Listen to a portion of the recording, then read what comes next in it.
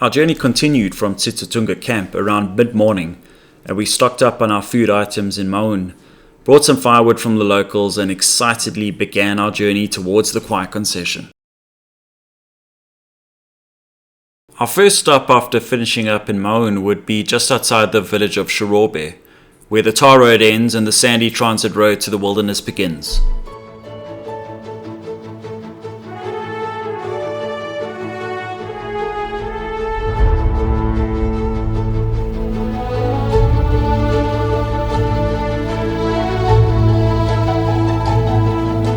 We stopped near Shirobe to air down the tires on the cars and the caravans, and took another opportunity to stretch our legs.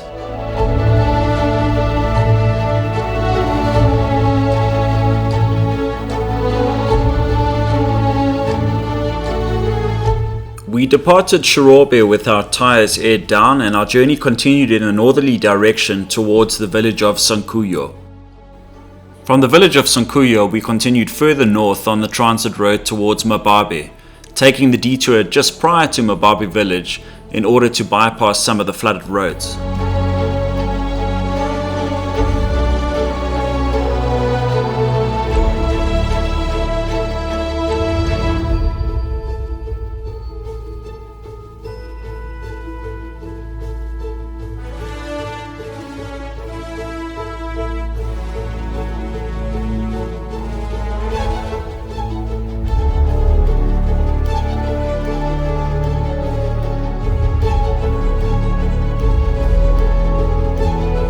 The transit road offered up its usual corrugations, sandy sections, and often a few detours to bypass some of the water that was lying in the road.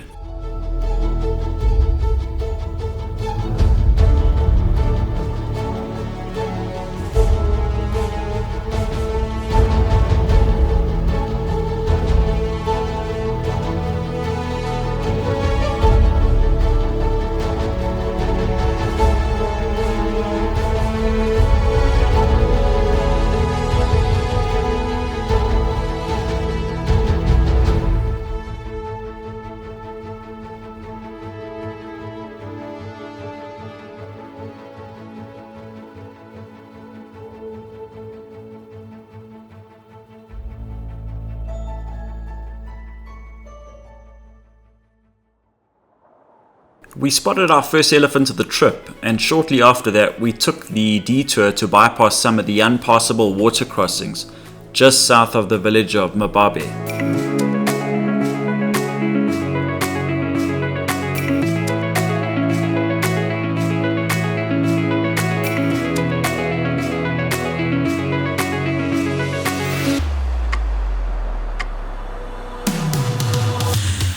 As we traversed this detour section, you could feel the excitement in our travel group.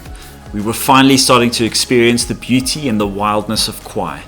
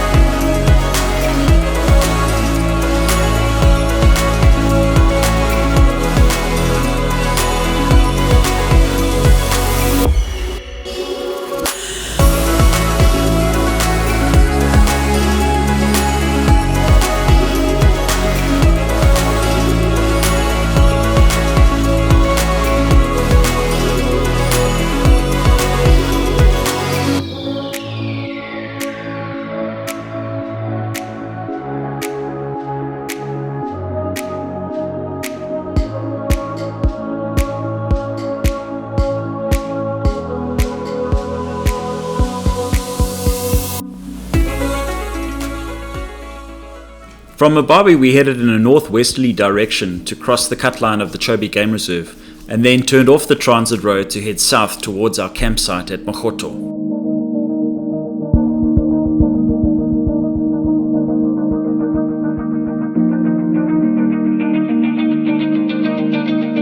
Although this section is not the Khwai Channel itself, it's often a good indicator of how much water is going to be in the area. I always like to take a look and see how much flow there is. As we expected, lots of water on this trip.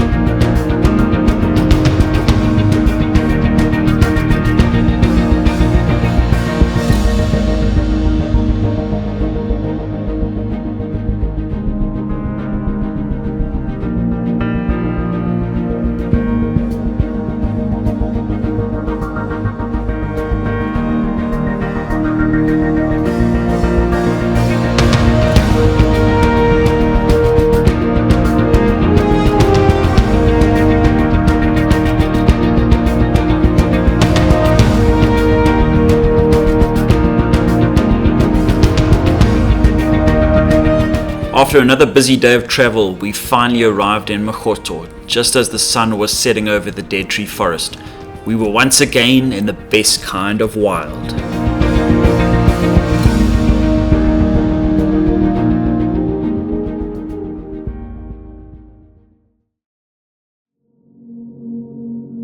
The Khwai concession resides to the extreme northeast of the Okavango Delta, just north of the Moremi Game Reserve and alongside the southwestern end of the Chobe National Park.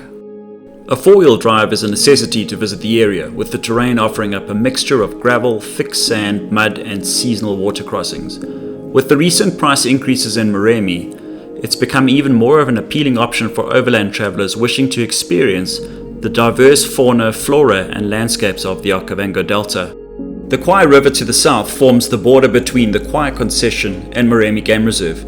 The Mbudi River is also central to this region and is a tributary to the Khwai River, often providing you with some challenging water crossings as you explore the area. For overlanders, there are several great options for camping in the area, such as Magotho, Mbudi Camp and Khwai Safari Grounds, to name just three. In my opinion, Magotho is certainly the wildest of these three, but also has the most challenging ablution situation. During our stay, there were some challenges with refuse removal, infrequent cleaning of the toilets, and a sporadic water supply from the water tanks. This is often expected with travel to these wild places, and they will only detract from your experience if you allow them to. Mbudi Camp and Khwai Safari Grounds reside in a central location on the edge of the Mbudi Channel and are neighbours to one another.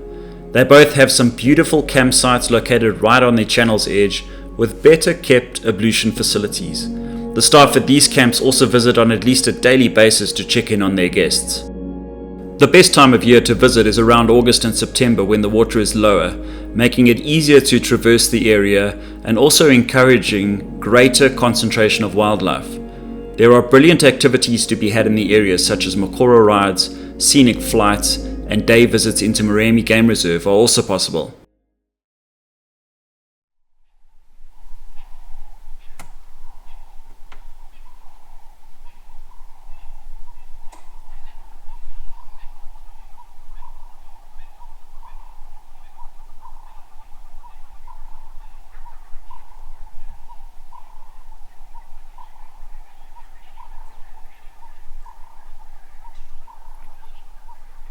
We surfaced at sunrise to Khwai's early morning chorus, got some coffee on the go, and then headed on our first game drive to explore the surrounding area.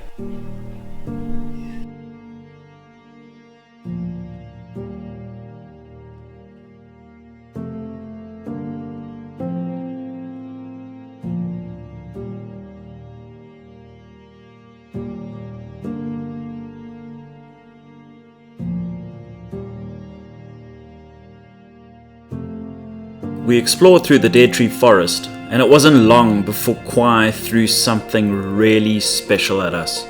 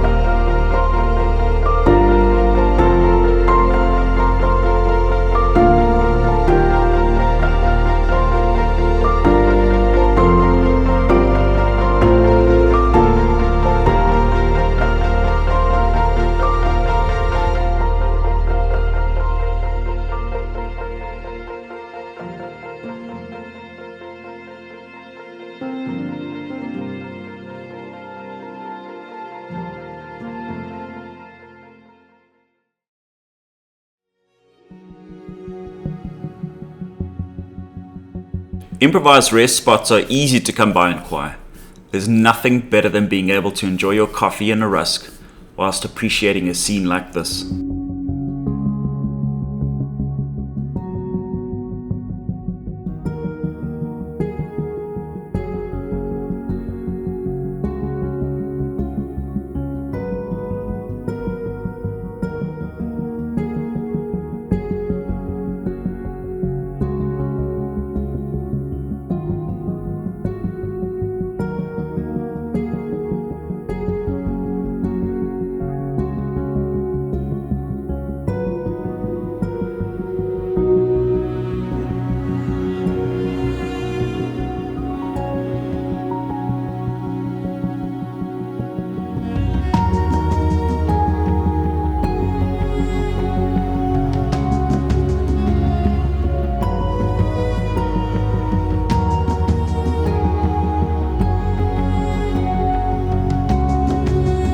After a morning game drive, our afternoon activities typically involved something food-centric.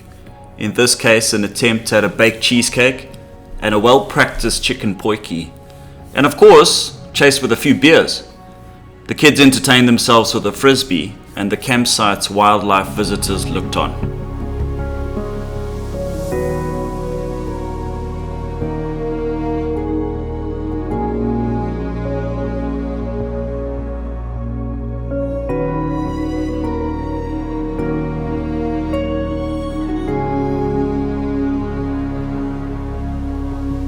Four of the adults in the group had planned an exciting adventure for the afternoon, so we got into our vehicles and we headed off towards the King's Airstrip.